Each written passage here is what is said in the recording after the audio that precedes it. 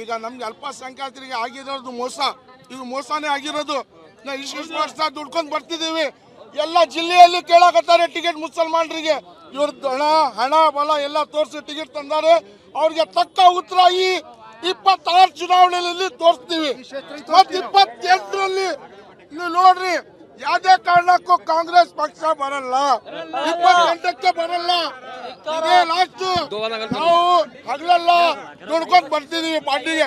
ನಾವು 500 ರೂಪಾಯಿಗೆ ಮಾರಾಟ ಆಗೋರಲ್ಲ. ಮೊನ್ನೆ ಹೇಳ್ತಾರೆ 500 ರೂಪಾಯಿಗೆ ಮಾರಾಟ ಆಗ್ತಿರಂತ. ನೀವು ಬರ್ರಿ, ನಿಮ್ಗೆ ತೋರಿಸ್ತೀವಿ ನಾವು ಯಾವ 500 ರೂಪಾಯಿಗೆ ಮಾರಾಟ ಆಗ್ತೀವಿ ಅಂತ. ನಮ್ಗೆ ಮೋಸ ಮಾಡಿದ್ದಾರೆ ಸರ್, ನಮ್ಗೆ ಮೋಸ. ನಾವು ಬಾಗಲಕೋಟೆ ಜನರಿಗೆ, ಮುಸ್ಲಿಂ ಜನರಿಗೆ ಕೇಳ್ತೀವಿ, ದಯವಿಟ್ಟು ಅಲ್ಲಿನ ಕಾಂಗ್ರೆಸ್ ಪಕ್ಷಕ್ಕೆ ಓಟ್ ಹಾಕ್ಬೇಡ್ರಿ.